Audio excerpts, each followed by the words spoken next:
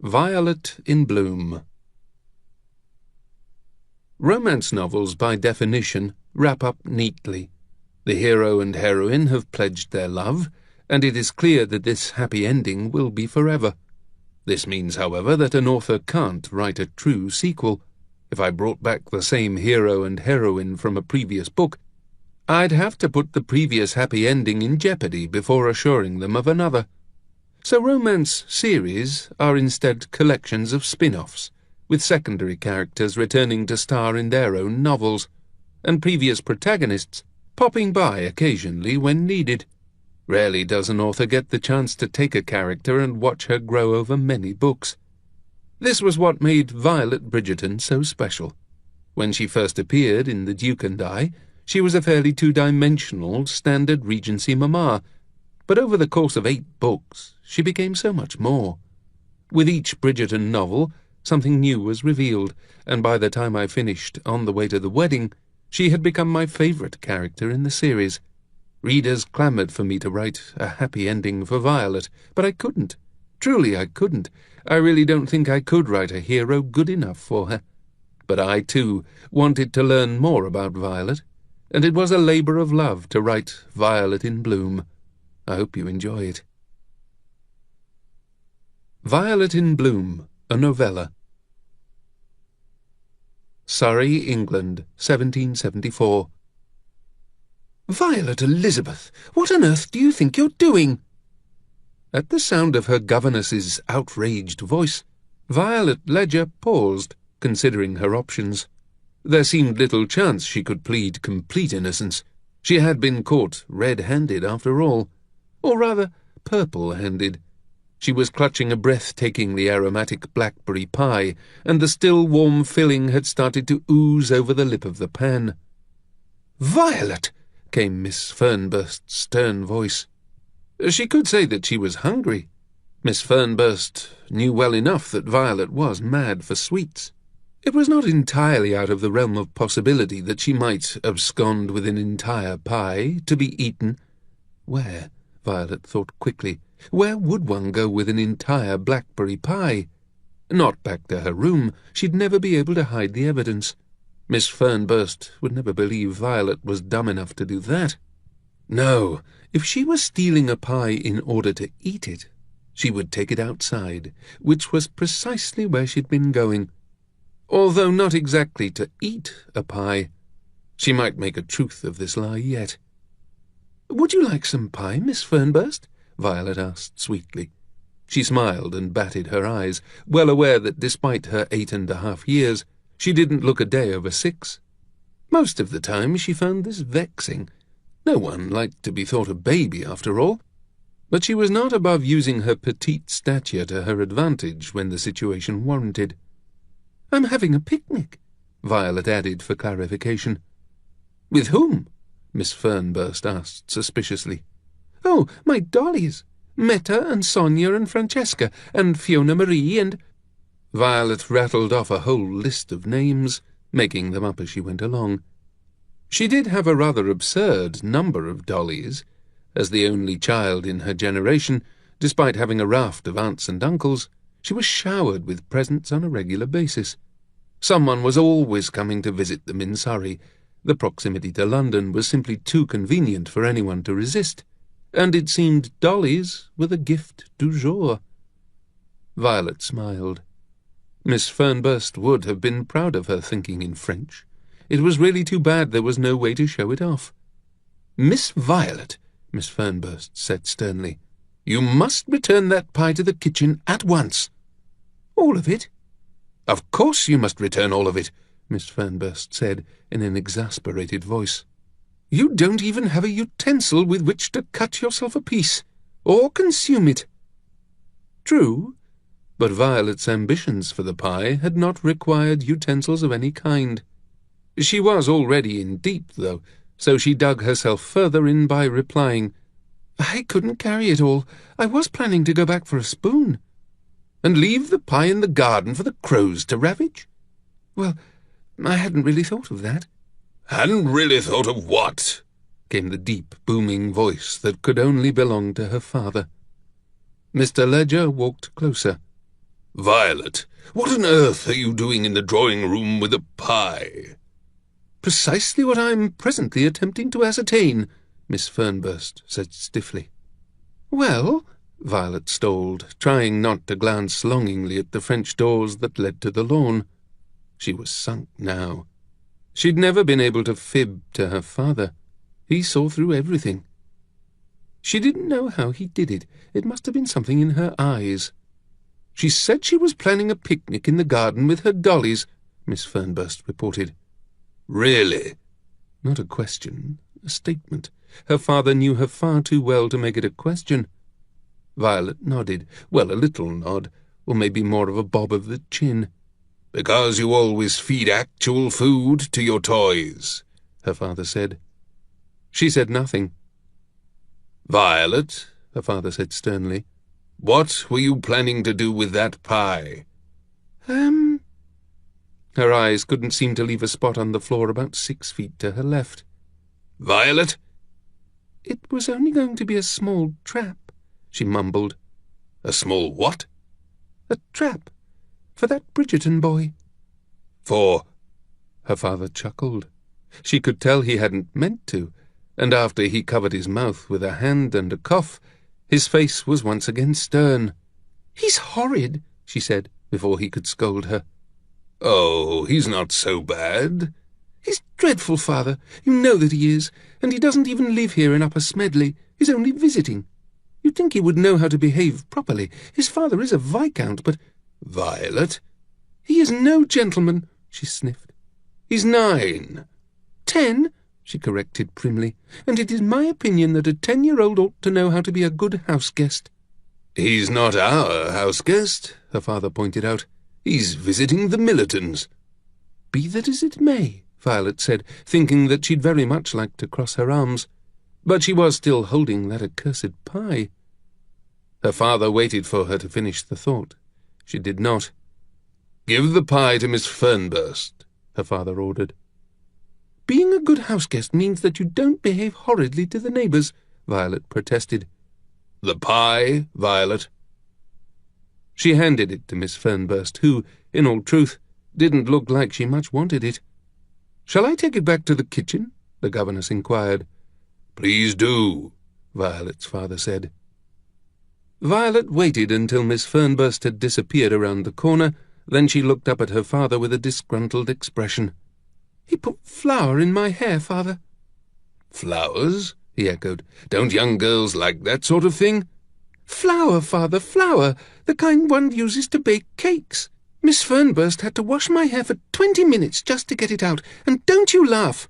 I'm not. You are, she accused. You want to, I can see it in your face.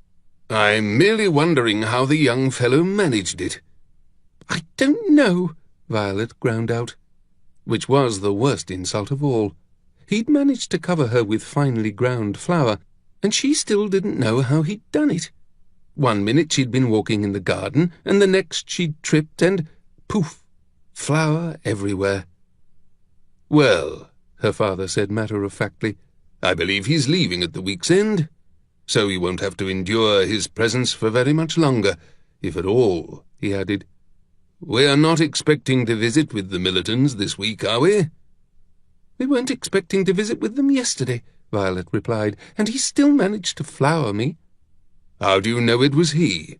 Oh, I know, she said darkly.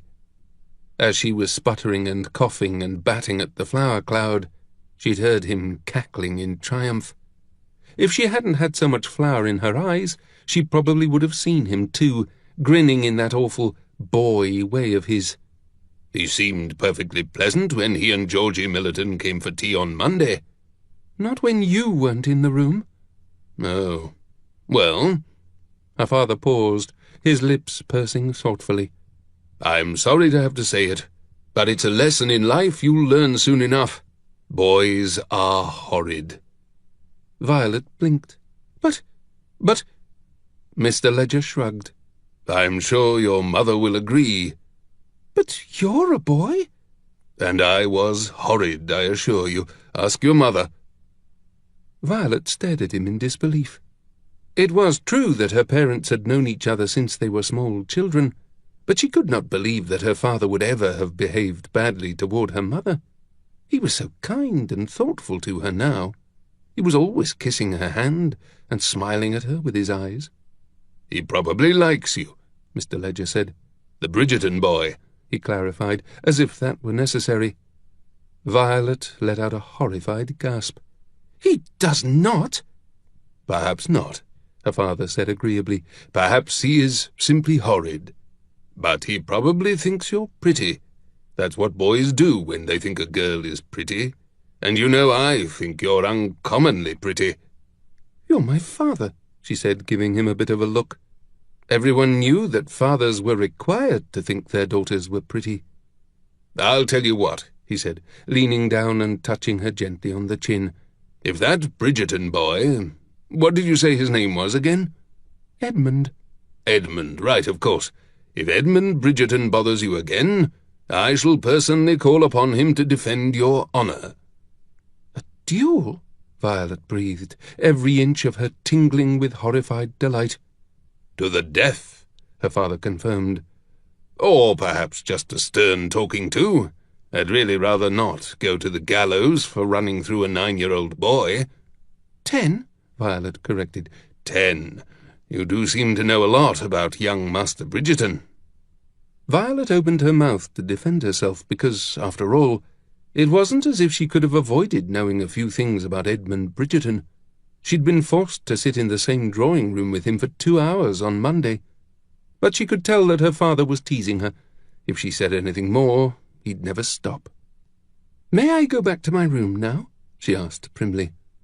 Her father nodded his assent. "But there will be no pie for pudding this evening." Violet's mouth fell open.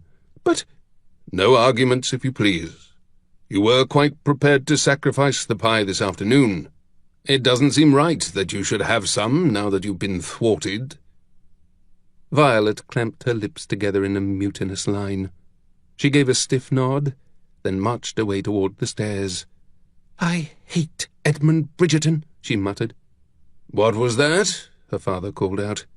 "I hate Edmund Bridgerton," she yelled, "and I don't care who knows it."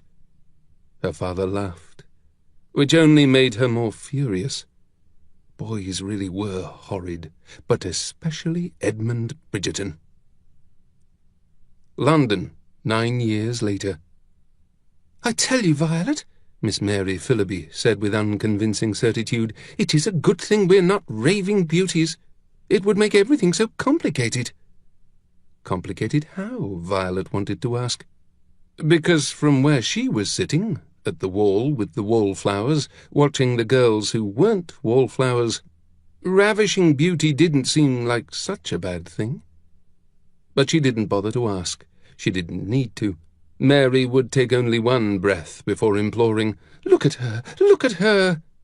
Violet was already looking at her.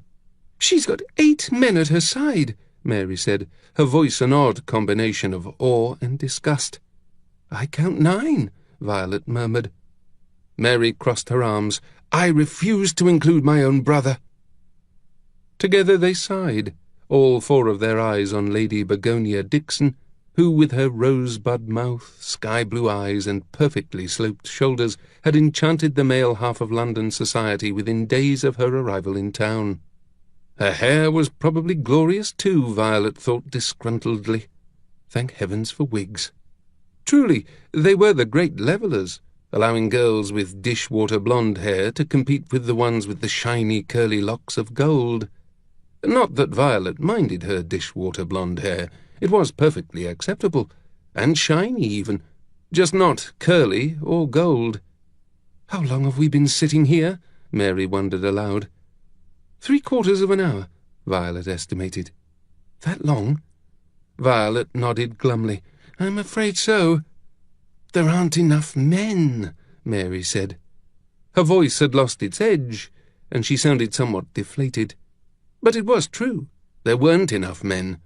Too many had gone off to fight in the colonies, and far too many had not come back.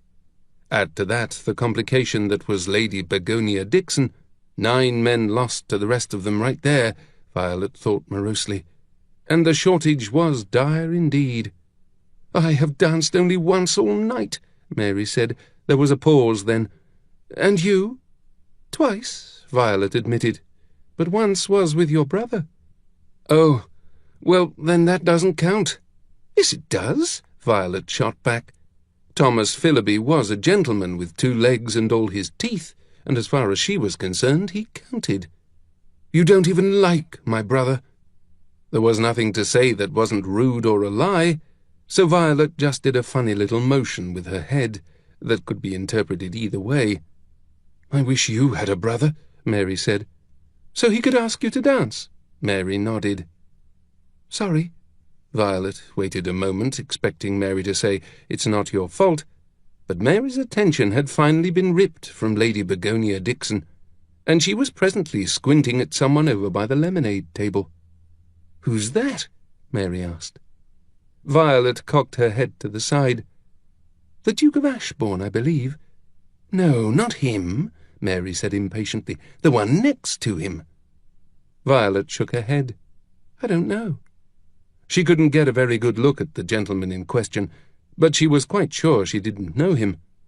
He was tall, although not overly so, and he stood with the athletic grace of a man who was perfectly at ease in his own body. She didn't need to see his face up close to know that he was handsome, because even if he wasn't elegant, even if his face was no Michelangelo's dream, he would still be handsome. He was confident, and men with confidence were always handsome. "He's new," Mary said assessingly. "Give him a few minutes," Violet said in a dry voice. "He'll find Lady Begonia in due course." But the gentleman in question didn't seem to notice Lady Begonia, remarkable as that seemed. He loitered by the lemonade table, drinking 6 cups, then ambled over to the refreshments, where he gobbled down an astonishing amount of food. Violet wasn't sure why she was following his progress through the room, except that he was new, and she was bored. And he was young and handsome, but mostly because she was bored. Mary had been asked to dance by her 3rd cousin, and so Violet had been left alone in her wallflowers chair, with nothing to do besides count the number of canapes the new gentleman had eaten. Where was her mother? Surely it was time to leave. The air was thick, and she was hot, and it didn't look as if she was going to gain a 3rd dance, and— "Hello," came a voice. "I know you." Violet blinked, looking up. It was him, the ravenously hungry 12-canapé-eating gentleman. She had no idea who he was. "You're Miss Violet Ledger," he said. Miss Ledger, actually, since she had no older sister, but she didn't correct him. His use of her full name seemed to indicate that he had known her for some time, or perhaps had known her quite a long time ago. "I'm sorry," she murmured, because she'd never been good at faking an acquaintance. "Edmund Bridgerton," he said with an easy grin. "I met you years ago. I was visiting George Millerton." He glanced around the room. "I say, have you seen him? He's supposed to be here." Yes," Violet replied, somewhat taken aback by Mr. Bridgerton's gregarious amiability. People in London weren't generally so friendly. Not that she minded friendly, it was just that she'd grown up rather unused to it. "We were supposed to meet," Mr. Bridgerton said absently, still looking this way and that. Violet cleared her throat. "He's here. I danced with him earlier." Mr. Bridgerton considered this for a moment, then plopped down in the chair next to her. "I don't think I've seen you since I was 10. Violet was still trying to recollect. He grinned at her sideways. "I got you with my flower bomb." She gasped. "That was you?" He grinned again. "Now you remember." "I'd forgotten your name," she said. "I'm crushed." Violet twisted in her seat, smiling despite herself. "I was so angry." He started to laugh. "You should have seen your face." "I couldn't see anything. I had flour in my eyes." "I was surprised you never exacted revenge." "I tried," she assured him. "My father caught me." He nodded, as if he had some experience with this particular brand of frustration. "I hope it was something magnificent." "I believe it involved pie." He nodded approvingly. It would have been brilliant, she told him. He quirked a brow. Strawberry? Blackberry, she said, her voice diabolical with only the memory of it. Even better. He sat back, making himself comfortable. There was something so loose and limber about him, as if he fit smoothly into any situation. His posture was as correct as any gentleman's, and yet he was different. Violet wasn't sure how to describe it, but there was something about him that put her at ease. He made her feel happy, free. Because he was. It took only a minute at his side to realize that he was the most happy and free person she would ever meet. "Did you ever find the opportunity to put your weapon to use?" he asked. She looked at him quizzically. "The pie," he reminded her. "Oh, no, my father would have had my head, and besides that, there was no one to attack." "Surely you could have found a reason to go after Georgie," Mr. Bridgerton said. "I don't attack without provocation," Violet said, with what she hoped was a teasingly arch smile. "And Georgie Millerton never flowered me." "A fair-minded lady," Mr. Bridgerton said, "the very best kind." Violet felt her cheeks turn ridiculously warm. Thank heavens the sun had nearly gone down, and there wasn't much light coming through the windows. With just the flickering candles to light the room, he might not realize just how pink her face had gone. "No brother or sister to earn your ire?" Mr. Bridgerton asked. "It does seem a shame to let a perfectly good pie go to waste." "If I recall correctly," Violet replied, "it didn't go to waste. Everyone had some pudding that night except me. And anyway, I don't have any brothers or sisters." "Really?" His brow furrowed. "Strange that I don't remember that about you." "Do you remember much?" she asked dubiously. "Because I—" "Don't," he finished for her. He chuckled. "Don't worry, I take no insult. I never forget a face. It's a gift and a curse." Violet thought of all the times, right now included, that she'd not known the name of the person in front of her. How could such a thing be a curse? He leaned toward her with a flirtatious tilt of his head. "One gets one's heart broken, you know, when the pretty ladies don't remember one's name." "Oh." She felt her face flush. "I'm so sorry, but you must realize it was so long ago and—" "Stop," he said, laughing. "I jest." "Oh, of course." She ground her teeth together. Of course he was teasing. How could she have been such a dolt as to not realize it? Although, had he just called her pretty? "You were saying you have no siblings," he said, expertly returning the conversation to its previous spot. And for the first time, she felt as if she held his full attention. He didn't have one eye on the crowd, idly scanning for George Millerton. He was looking at her, right into her eyes, and it was terrifyingly spectacular. She swallowed, remembering his question about 2 seconds too late for smooth conversation. "No siblings," she said, her voice coming out too fast to make up for her delay. "I was a difficult child." His eyes widened, almost thrillingly. "Really?" "No, I mean I was a difficult baby, to be born." Good heavens, where had her verbal skills gone? "The doctor told my mother not to have more." She swallowed miserably, determined to find her brain again. "And you?" "And me?" he teased. "Do you have siblings?" 3. 2 sisters and a brother." The thought of 3 extra people in her often lonely childhood suddenly sounded marvellous. "Are you close?" she asked. He thought about that for a moment. "I suppose I am. I've never really thought about it. Hugo's quite my opposite, but I would still consider him my closest friend." "And your sisters? Are they younger or older?" "One of each. Billy's got 7 years on me. She's finally got herself married, so I don't see much of her. But Georgiana's just a bit younger. She's probably your age." "Is she not here in London, then?" "She'll be out next year. My parents claim they're still recovering from Billy's debut." Violet felt her eyebrows rise, but she knew she shouldn't. "You can ask," he told her. "What did she do?" she said immediately. He leaned in with a conspiratorial gleam. "I never got all the details, but I did hear something about a fire." Violet sucked in her breath, in shock and admiration. "And a broken bone," he added. "Oh, the poor thing!" "Not her broken bone." Violet smothered a laugh. "Oh, no, I shouldn't." "You can laugh," he told her. She did. It burst out of her loud and lovely, and when she realized people were staring at her, she didn't care. They sat together for a few moments, the silence between them as companionable as a sunrise. Violet kept her eyes on the lords and ladies dancing in front of her.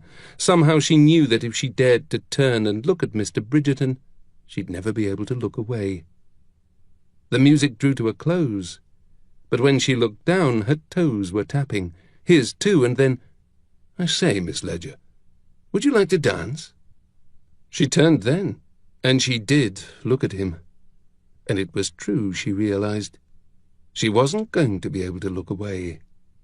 Not from his face, and not from the life that stretched in front of her, as perfect and lovely as that blackberry pie from so many years ago. She took his hand, and it felt like a promise. "There is nothing I would rather do." Somewhere in Sussex, 6 months later. "Where are we going?" Violet Bridgerton had been Violet Bridgerton for precisely 8 hours, and thus far she was liking her new surname very much. "Oh, it's a surprise," Edmund said, grinning wolfishly at her from across the carriage. Well, not exactly from across the carriage. She was practically in his lap, and now she was in his lap. "I love you," he said, laughing over her squeal of surprise. "Not as much as I love you." He gave her his best look of condescension. "You only think you know what you're talking about." She smiled. It was not the first time they had had this conversation. "Very well," he allowed. "You may love me more, but I will love you better." He waited a moment. "Aren't you going to ask what that means?" Violet thought of all the ways he had loved her already. They had not preempted their marriage vows, but they had not been precisely chaste. She decided she had better not ask. "Just tell me where we are going," she said instead. He laughed, letting one of his arms steal around her. "On our honeymoon," he murmured, his words falling warm and delicious over her skin. "But where?" "All in good time, my dear Mrs. Bridgerton. All in good time." She tried to scoot back over to her own side of the carriage. It was, she reminded herself, the proper thing to do, but he was having none of it, and he clamped down with his arm. "Where do you think you're going?" he growled. "That's just the thing. I don't know." Edmund laughed at that, big and hearty and so perfectly, splendidly warm. He was so happy. He made her happy. Her mother had declared that he was too young, that Violet should look for a more mature gentleman, preferably one who had already come into his title. But from that first shining moment on the dance floor, when her hand met his, and she took her first true look into his eyes, Violet could not imagine a life with anyone but Edmund Bridgerton. He was her other half, the spoon she was made to nestle into. They would be young together, and then they would grow old together. They would hold hands and move to the country and make lots and lots of babies. No lonely households for her children. She wanted a passel of them, a gaggle. She wanted noise and laughter, and everything Edmund made her feel, with fresh air and strawberry tarts and the occasional trip to London. She was not so rustic that she did not wish to have her gowns made by Madame Lamontagne, and of course she could not possibly go a full year without a visit to the opera. But other than that, and a party here and there, she did like company. She wanted motherhood. She craved it. But she hadn't realized how desperately she wanted it until she'd met Edmund. It was as if something inside of her had been holding back, not allowing her to wish for babies until she'd found the only man with whom she could imagine making them. "We're almost there," he said, peeking out the window. And that would be The carriage had already slowed. Now it ground to a halt, and Edmund looked up with a knowing grin. "Here," he finished for her. The door swung open, and he alighted, holding out his hand to help her down. She stepped carefully. The last thing she wanted was to fall face down in the dirt on her wedding night, then looked up. "The Hare and Hounds?" she asked blankly. "The very one," he said proudly, as if there weren't 100 inns spread across England that looked precisely the same. She blinked several times. "An inn?" "Indeed." He leaned down to speak conspiratorially in her ear. "I suppose you're wondering why I've chosen such a spot." "Well, yes. Not that there was anything wrong with an inn. It certainly looked well kept from the outside, and if he had brought her here, it must be clean and comfortable." "Here's the rub," he said, bringing her hand to his lips. "If we go home, I shall have to introduce you to all of the servants. Of course, there are only 6, but still, their feelings will be terribly injured if we do not lavish the appropriate amount of attention on them." "Of course," Violet said, still a little awed by the fact that she would soon be mistress of her own home. Edmund's father had given him a snug little manor house but 1 month earlier. It wasn't large, but it was theirs. "Not to mention," Edmund added, "that when we don't come down to breakfast tomorrow, or the next—" He paused for a moment, as if pondering something terribly important, before finishing with, "or the next." "We won't be coming down to breakfast." He looked her in the eye. "Oh, no." Violet blushed, right down to the tips of her toes. "Not for a week, at least." She swallowed, trying to ignore the heady curls of anticipation that were unravelling within her. "So you see," he said with a slow smile, "if we spent a week, or really, perhaps 2—" "2 weeks?" she squeaked. He shrugged endearingly. "It's possible." "Oh, my." "You'd be so terribly embarrassed in front of the servants." "But not you," she said. "It's not the sort of thing men find embarrassing," he said modestly. "But here at an inn," she said. "We can remain in our room all month if we wish, and then never visit again." "A month?" she echoed. At this point she could not be sure if she had blushed or paled. "I'll do it if you will," he said devilishly. "Edmund." "Oh, very well. I suppose there might be a thing or two for which we will have to show our faces before Easter." "Edmund?" "That's Mr. Bridgerton to you." "So formal." "Only because it means I get to call you Mrs. Bridgerton." It was remarkable how he could make her so ridiculously happy with a single sentence. "Shall we head inside?" he asked, lifting her hand as a prompt. "Are you hungry?" No," she said, even though she was a little. "Thank God." "Edmund," she laughed, because by now he was walking so quickly she had to skip to keep up with him. "Your husband," he said, drawing up short for the express purpose, she was sure, of making her crash into him, "is a very impatient man." "Is that so?" she murmured. She was beginning to feel womanly, powerful. He didn't answer. They'd already reached the innkeeper's desk, and Edmund was confirming the arrangements. "Do you mind if I don't carry you up the stairs?" he asked once he was done. "You're light as a feather, of course, and I'm manly enough." "Edmund!" "It's just that I'm rather in a rush." And his eyes, oh, his eyes, they were filled with 1,000 promises, and she wanted to know every one of them. "I am too," she said softly, placing her hand in his, rather. "Ah, hell," he said hoarsely, and he scooped her into his arms. "I can't resist." "The threshold would have been enough," she said, laughing all the way up the stairs. "Not for me." He kicked open the door to her room, then tossed her onto the bed so that he could shut and lock it behind them. He came down atop her, moving with a cat-like grace she'd never seen in him before. "I love you," he said, his lips touching hers as his hands came under her skirt.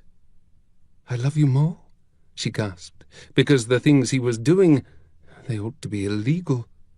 but I, he murmured, kissing his way down to her leg, and then, good heavens, back up again. I shall love you better. Her clothes seemed to fly away, but she felt no modesty. It was astounding that she could lie beneath this man, that she could watch him, watching her, seeing her, all of her, and she felt no shame, no discomfort. "Oh, God, Violet," he groaned, positioning himself awkwardly between her legs. "I have to tell you, I don't have a whole lot of experience with this." "I don't either," she gasped. "I've never—" That got her attention. "You've never?" He shook his head. "I think I was waiting for you." Her breath caught, and then with a slow, melting smile she said, "For someone who's never, you're rather good at it." For a moment she thought she saw tears in his eyes, but then, just like that, they were gone, replaced by a wicked, wicked twinkle. "I plan to improve with age," he told her. "As do I," she returned, just as slyly. He laughed, and then she laughed, and they were joined. And while it was true that they both did get better with age, that first time, up in the Hare and Hound's finest feather bed, it was bone-crackingly good. Aubrey Hall, Kent, 20 years later. The moment Violet heard Eloise scream, she knew something was dreadfully wrong. It wasn't as if her children never yelled. They yelled all the time, generally at each other. But this wasn't a yell. It was a scream, and it wasn't born of anger or frustration or a misplaced sense of injustice. This was a scream of terror. Violet ran through the house with speed that ought to have been impossible 8 months into her 8th pregnancy. She ran down the stairs, across the great hall. She ran through the entry, down the portico stairs, and all the while Eloise kept screaming. "What is it?" she gasped, when she finally spied her 7-year-old daughter's face. She was standing at the edge of the west lawn near the entrance to the hedgerow maze, and she was still screaming. "Eloise!" Violet implored, taking her face in her hands. "Eloise, please, just tell me what is wrong." Eloise's screams gave way to sobs, and she planted her hands over her ears, shaking her head over and over. "Eloise, you must—" Violet's words broke off sharply. The baby she was carrying was heavy and low, and the pain that shot through her abdomen from all the running hit her like a rock. She took a deep breath, trying to slow her pulse, and placed her hands under her belly, trying to support it from the outside. "Papa!" Eloise wailed. It was the only word she seemed able to form through her cries. A cold fist of fear landed in Violet's chest. "What do you mean?" "Papa!" Eloise gasped. "Papa, papa, papa, papa, papa!" Violet slapped her. It would be the only time she would ever strike a child. Eloise's eyes went wide as she sucked in a huge breath of air. She said nothing, but she turned her head toward the entrance to the maze. And that was when Violet saw it. A foot. "Edmund?" she whispered. And then she screamed it. She ran toward the maze, toward the booted foot that was sticking out of the entrance, attached to a leg, which must be attached to a body, which was lying on the ground, not moving at all. "Edmund! Oh, Edmund! Oh, Edmund!" she said, over and over, something between a whimper and a cry. When she reached his side, she knew. He was gone. He was lying on his back, eyes still open, but there was nothing of him left. He was gone. He was 39 years old, and he was gone. "What happened?" she whispered, frantically touching him, squeezing his arm, his wrist, his cheek. Her mind knew she could not bring him back, and her heart even knew it too, but somehow her hands would not accept it. She could not stop touching him, poking, prodding, yanking, and all the while sobbing. "Mamma!" It was Eloise come up behind her. "Mamma!" She couldn't turn around. She couldn't do it. She couldn't look at her child's face, knowing that she was now her only parent. "It was a bee, Mamma. He was stung by a bee." Violet went very still. A bee? What did she mean, a bee? Everyone was stung by a bee at some point in their lives. It swelled, it turned red, it hurt. It didn't kill you. "He said it was nothing," Eloise said, her voice trembling. "He said it didn't even hurt." Violet stared at her husband, her head moving from side to side in denial. How could it not have hurt? It had killed him. She brought her lips together, trying to form a question, trying to make a bloody sound, but all she could get out was, "Wha," and she didn't even know what she was trying to ask. When did it happen? What else did he say? Where had they been? And did it matter? Did any of it matter? "He couldn't breathe," Eloise said. Violet could feel her daughter's presence growing close, and then, silently, Eloise's hand slipped into her own. Violet squeezed it. "He started making this sound," Eloise tried to imitate, and it sounded awful. "Like he was choking, and then, oh, Mamma, oh, Mamma." She threw herself against Violet's side, burying her face where there had once been a curve of a hip. But now there was just a belly, a huge, massive belly, with a child who would never know its father. "I need to sit down," Violet whispered. "I need to—" She fainted. Eloise broke her fall. When Violet came to, she was surrounded by servants. All wore masks of shock and grief. Some could not meet her gaze. "We need to get you in bed," the housekeeper said briskly. She looked up. "Have we a pallet?" Violet shook her head as she allowed a footman to assist her into a sitting position. "No, I can walk." "Oh, you really think—" "I said I can walk," she snapped. And then she snapped on the inside, and something burst inside of her. She took a deep, involuntary breath. "Let me help you," the butler said gently. He slid his arm around her back and carefully helped her to her feet. "I can't. But Edmund—" She turned to look again, but she couldn't bring herself to do it. It wasn't him, she told herself. That's not how he is. That's not how he was. She swallowed. "Eloise?" she asked. "Nanny has already brought her up," the housekeeper said, moving to Violet's other side. Violet nodded. "Mum, we must get you to bed. It's not good for the baby." Violet placed her hand on her belly. The baby was kicking like mad, which was par for the course. This one kicked and punched and rolled and hiccuped and never ever stopped. It was quite unlike the others. And it was a good thing, she supposed. This one was going to have to be strong. She choked back a sob. They were both going to have to be strong. "Did you say something?" the housekeeper asked, steering her toward the house. Violet shook her head. "I need to lie down," she whispered. The housekeeper nodded, then turned to her footman with an urgent stare. "Send for the midwife." She didn't need the midwife. No one could believe it, given the shock she'd had and the late start of her pregnancy, but the baby refused to budge. Violet spent 3 more weeks in bed, eating because she had to, and trying to remind herself that she must be strong.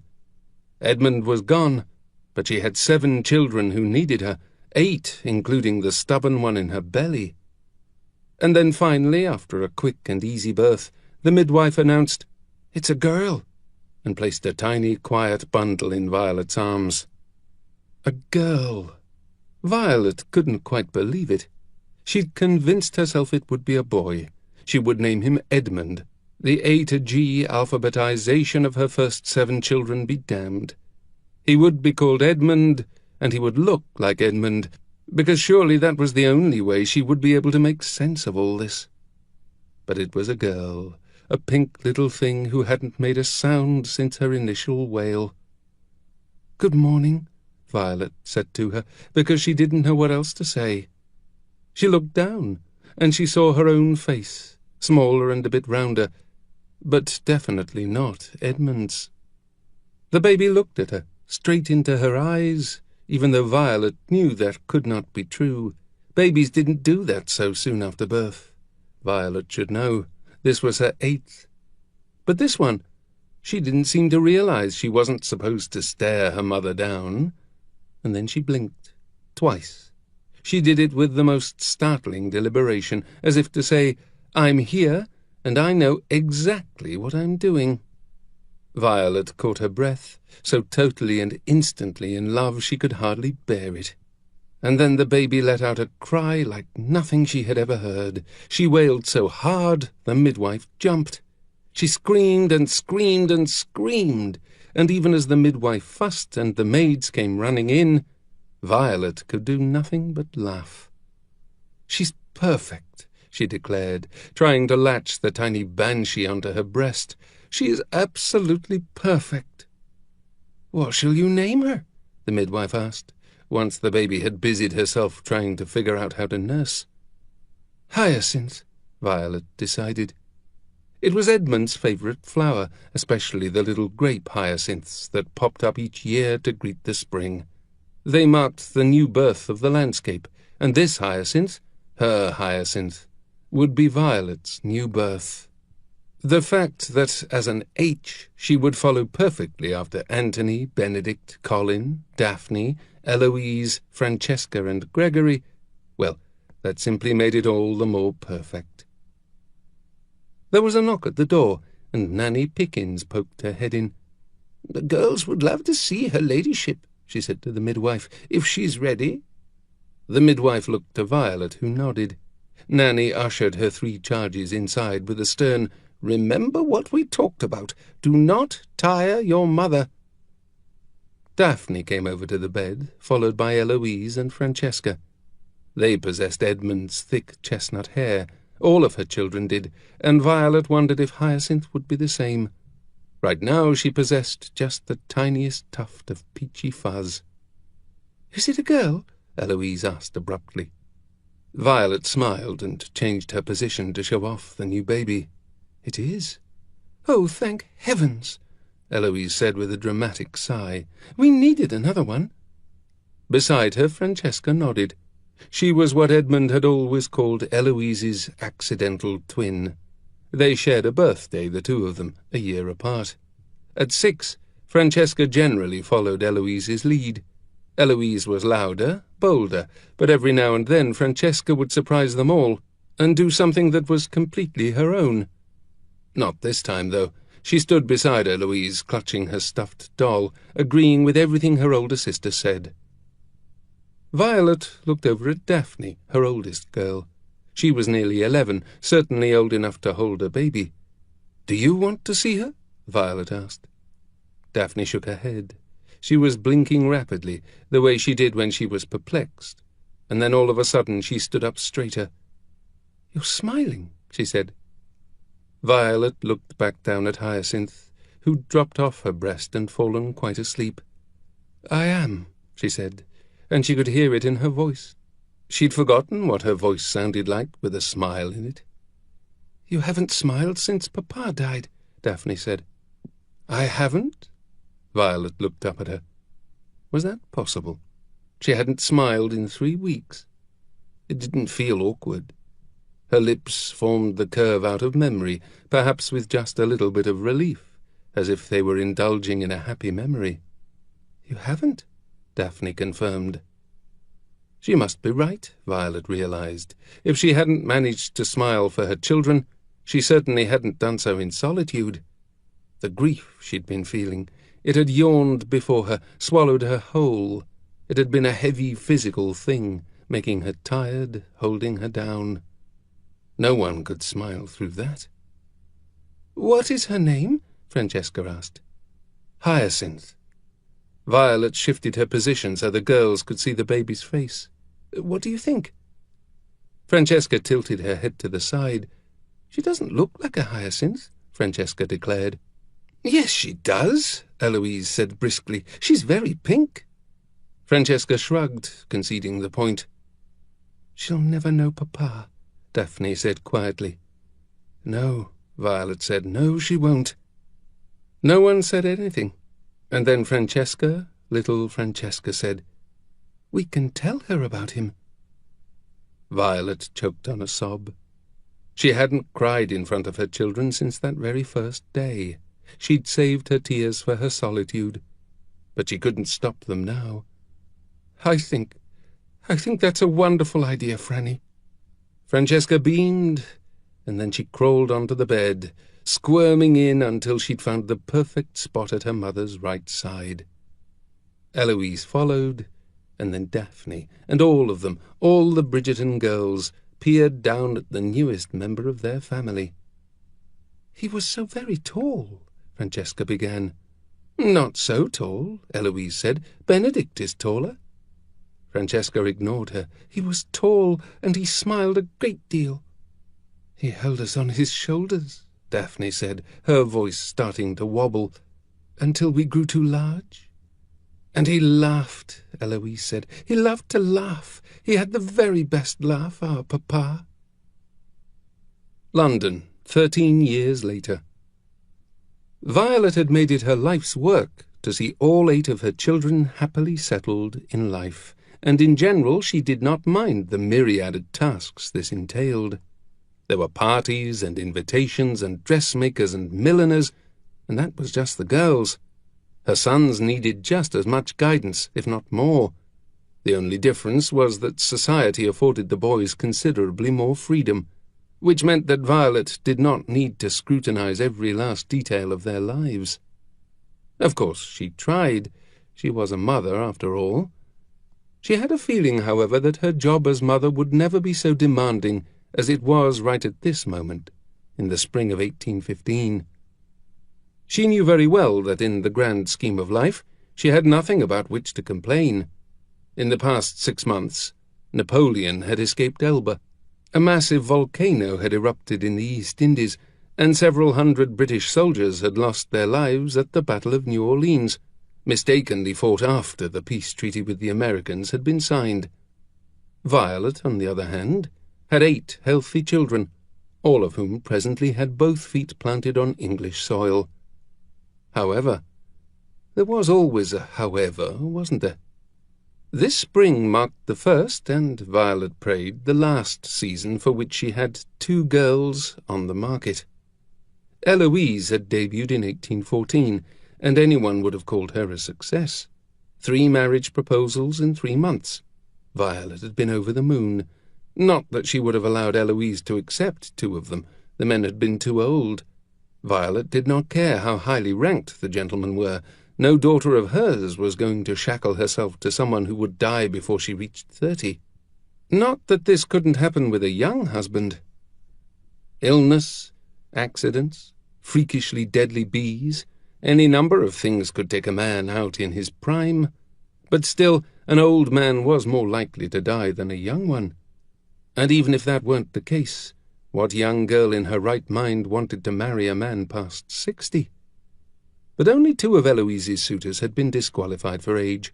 The third had been just a year shy of 30, with a minor title and a perfectly respectable fortune. There had been nothing wrong with Lord Tarragon. Violet was sure he'd make someone a lovely husband, just not Eloise. So now here they were. Eloise was on her 2nd season, and Francesca was on her 1st, and Violet was exhausted. She couldn't even press Daphne into service as an occasional chaperone. Her eldest daughter had married the Duke of Hastings 2 years earlier, and then had promptly managed to get herself pregnant for the duration of the 1814 season, and the 1815 one as well. Violet loved having a grandchild, and was over the moon at the prospect of 2 more arriving soon. Antony's wife was also with child, but really, sometimes a woman needed help. This evening, for example, had been an utter disaster. Oh, very well, perhaps disaster was a bit of an overstatement, but really, who had thought it a good idea to host a masquerade ball? Because Violet was certain it had not been she, and she had definitely not agreed to attend as Queen Elizabeth. Or if she had not agreed to the crown. It weighed at least 5 pounds. and she was terrified it would go flying off her head every time she snapped it back and forth, trying to keep an eye on both Eloise and Francesca. No wonder her neck hurt. But her mother could not be too careful, especially at a masquerade ball, when young gentlemen, and the occasional young lady, saw their costumes as a license to misbehave. Let's see, there was Eloise, tugging at her Athena costume as she chatted with Penelope Featherington, who was dressed as a leprechaun, poor thing. Where was Francesca? Good heavens, that girl could go invisible in a treeless field. And while she was on the subject, where was Benedict? He had promised to dance with Penelope, and he had completely disappeared. Where had he— Oof! Oh, my pardon, Violet said, disentangling herself from a gentleman who appeared to be dressed as himself, actually, with a mask. She did not recognize him, however, not the voice nor the face beneath the mask. He was of average height, with dark hair and an elegant bearing. "Good evening, Your Highness," he said. Violet blinked, then remembered the crown.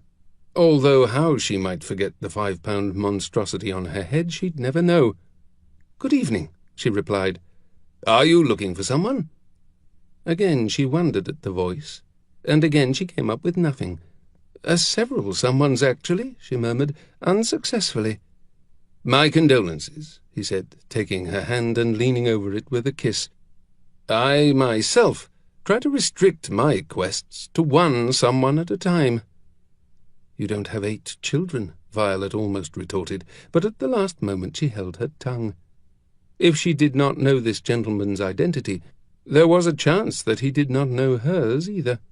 And, of course, he could have 8 children. She wasn't the only person in London to have been so blessed in her marriage. Plus, the hair on his temples was shot through with silver, so he was likely old enough to have sired that many. "Is it acceptable for a humble gentleman to request a dance with a queen?" he asked her. Violet almost refused. She hardly ever danced in public. It wasn't that she objected to it, or that she thought it unseemly. Edmund had been gone for more than a dozen years. She still mourned him, but she was not in mourning. He would not have wanted that. She wore bright colours, and she maintained a busy social schedule, but still she rarely danced. She just didn't want to. But then he smiled, and something about it reminded her of the way Edmund had smiled, that eternally boyish, ever so knowing tilt of the lips. It had always made her heart flip, and while this gentleman's smile didn't quite do that, it woke something inside of her, something a little bit devilish, a little carefree, something young. "I would be delighted," she said, placing her hand in his. "Is Mother dancing?" Eloise whispered to Francesca. "More to the point," Francesca returned, "who is she dancing with?" Eloise craned her neck, not bothering to hide her interest. "I have no idea." "Ask Penelope," Francesca suggested. "She always seems to know who everyone is." Eloise twisted again, this time searching the other side of the room. "Where is Penelope?" "Where is Benedict?" Colin asked, ambling over to his sister's sides. "I don't know," Eloise replied. "Where is Penelope?" He shrugged. "Last I saw her, she was hiding behind a potted plant. You'd think with that leprechaun costume she'd camouflage better." "Colin," Eloise smacked his arm, "go ask her to dance." "I already did." He blinked. "Is Aunt Mother dancing?" "That's why we were looking for Penelope," Francesca said. Colin just stared at her, his lips parted. "It made sense when we said it," Francesca said with a wave. "Do you know who she's dancing with?" Colin shook his head. "I hate masquerades. Whose idea was this, anyway?" "Hyacinth," Eloise said grimly. "Hyacinth?" Colin echoed. Francesca's eyes narrowed. "She's like a puppet master," she growled. "God save us all when she's grown," Colin said. No one had to say it, but their faces showed the collective Amen. "Who is that dancing with Mother?" Colin asked.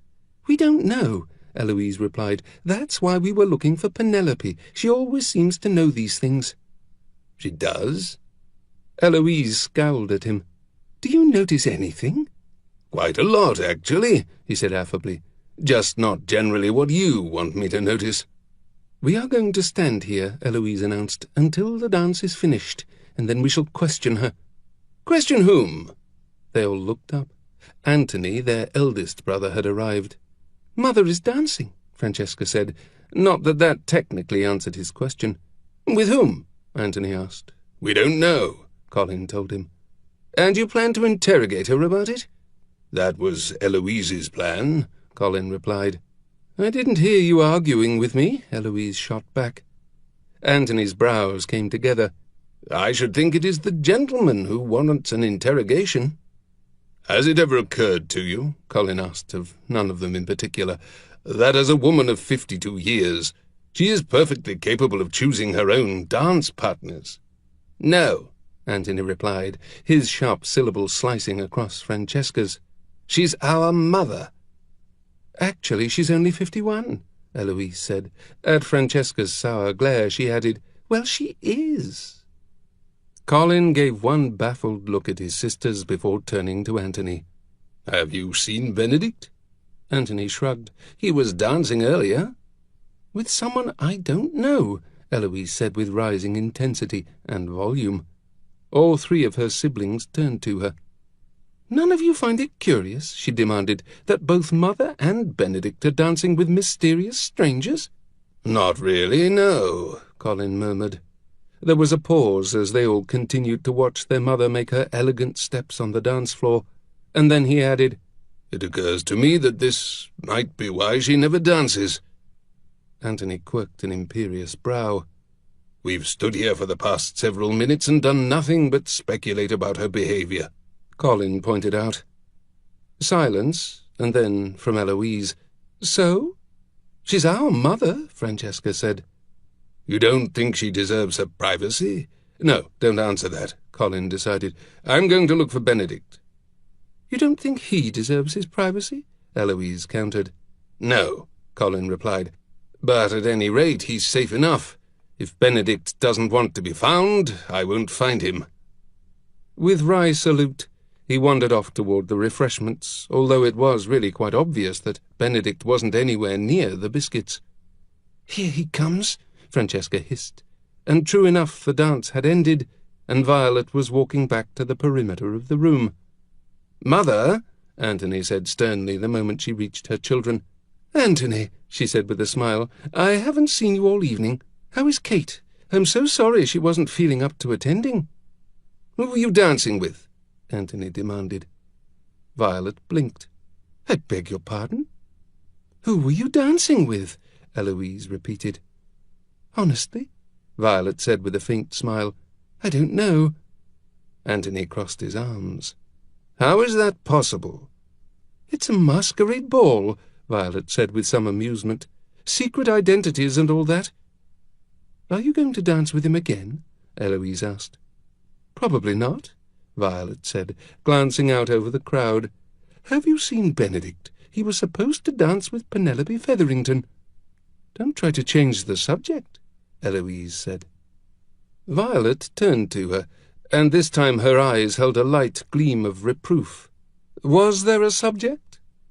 "We are merely looking out for your best interests," Anthony said, after clearing his throat several times. "I'm sure you are," Violet murmured, and no one dared to comment on the delicate undertone of condescension in her voice.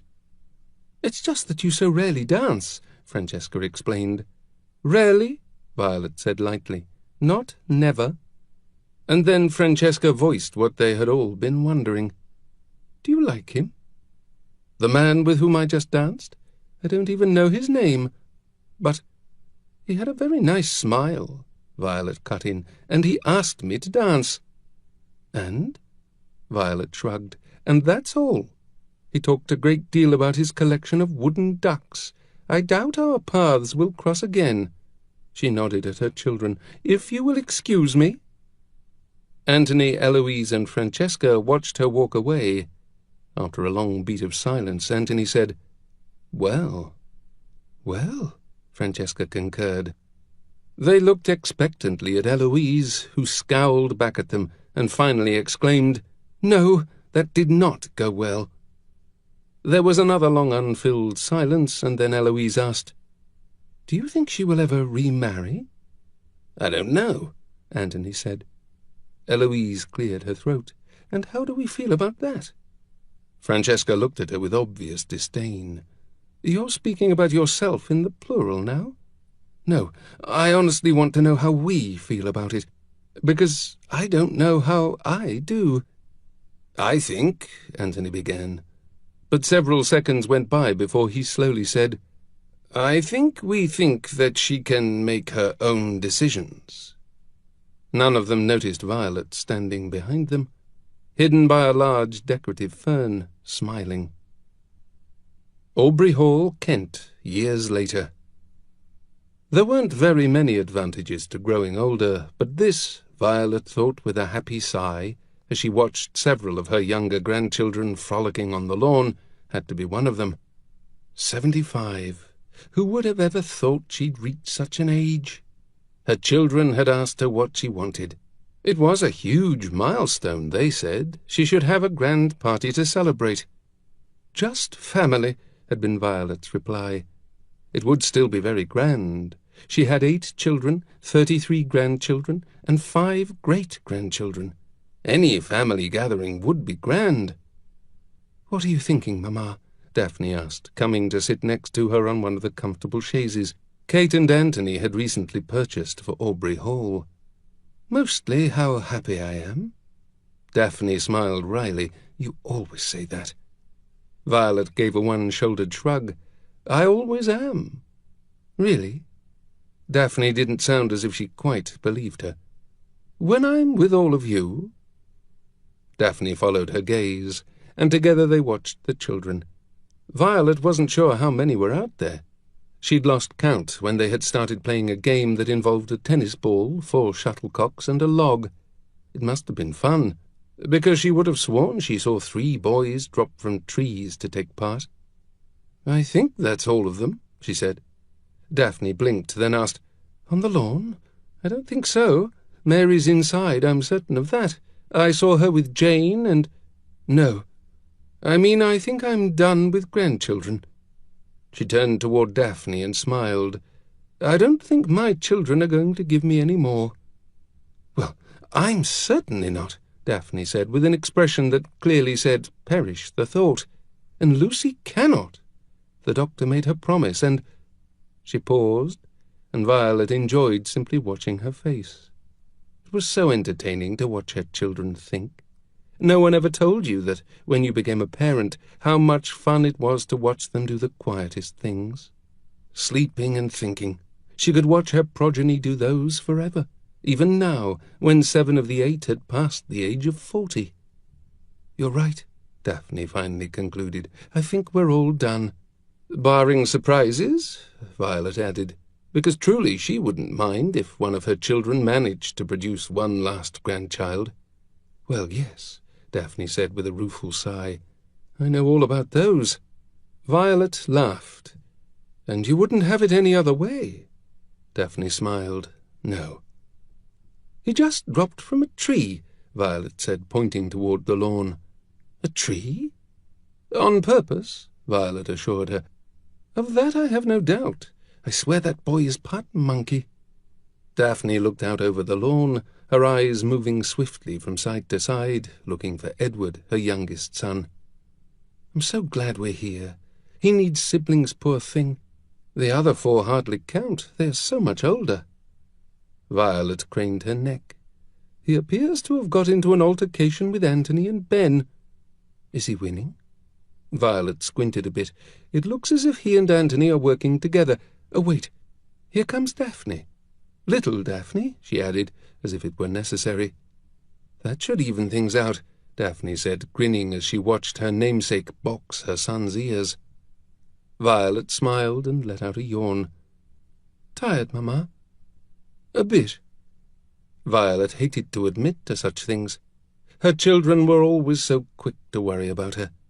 They never seemed to understand that a 75-year-old woman might like naps for no other reason than she'd liked them all her life. Daphne didn't press the matter, though. and they lounged on their chaises in companionable silence until, quite out of the blue, Daphne asked, "Are you really happy, Mamma?" "Of course." Violet looked at her with surprise. "Why would you ask such a thing?" "It's just, well, you're alone." Violet laughed. "I'm hardly alone, Daphne." "You know what I mean. Papa has been gone for nearly 40 years, and you never—" With considerable amusement, Violet waited for her to finish the sentence. When it was apparent that Daphne could not bring herself to do so, Violet took pity on her and asked, "Are you trying to ask if I've ever taken a lover?" "No!" Daphne burst out, even though Violet was quite sure she'd wondered. "Well, I haven't," Violet said matter-of-factly. "If you must know—" "Apparently I must," Daphne mumbled. "I never wanted to," Violet said. "Never?" Violet shrugged. "I did not make a vow or anything so formal. I suppose that if the opportunity had arisen, and the right man had come along, I might have—" "Married him?" Daphne finished for her. Violet gave her a sideways look. "You really are a prude, Daphne." Daphne's mouth fell open. Oh, this was fun. "Oh, very well," Violet said, taking pity on her. "If I'd found the right man, I probably would have married him, if only to spare you from expiring from the shock of an illicit affair. Might I remind you that you are the one who could hardly bring herself to speak to me about the marriage bed the night before my wedding?" Violet waved that off. "I'm long past that awkwardness, I assure you. Why, with Hyacinth—" "I don't want to know," Daphne said firmly. "Well, yes, probably not," Violet conceded. "Nothing is ordinary with Hyacinth." Daphne didn't say anything, so Violet reached out and took her hand. "Yes, Daphne," she said with great sincerity. "I am happy." "I can't imagine if Simon—" "I couldn't imagine it either," Violet cut in. "Yet it happened. I thought I should die of the pain." Daphne swallowed. "But I didn't. And you wouldn't. And the truth is, eventually it does become easier, and you think that perhaps you could find happiness with someone else." "Francesca did," Daphne murmured. "Yes, she did." Violet closed her eyes for a moment, recalling how terribly worried she'd been for her third daughter during those years of her widowhood. She'd been so terribly alone, not shunning her family precisely, but not truly reaching out to them either. And unlike Violet, she'd had no children to help her find her strength again. "She is proof that one can be happy twice," Violet said, "with two different loves. But, you know, she's not the same kind of happy with Michael as she was with John. I would not value one higher than the other. It's not the sort of thing one can measure, but it's different." She looked ahead. She was always more philosophical when her eyes were on the horizon. "I wasn't expecting the same kind of happiness I had with your father, but I would not settle for less, and I never found it." She turned to look at Daphne, then reached out and took her hand. "As it happened, I didn't need it." "Oh, Mamma," Daphne said, her eyes filling with tears. "Life hasn't always been easy without your father," Violet said, "but it has always been worth it." Always.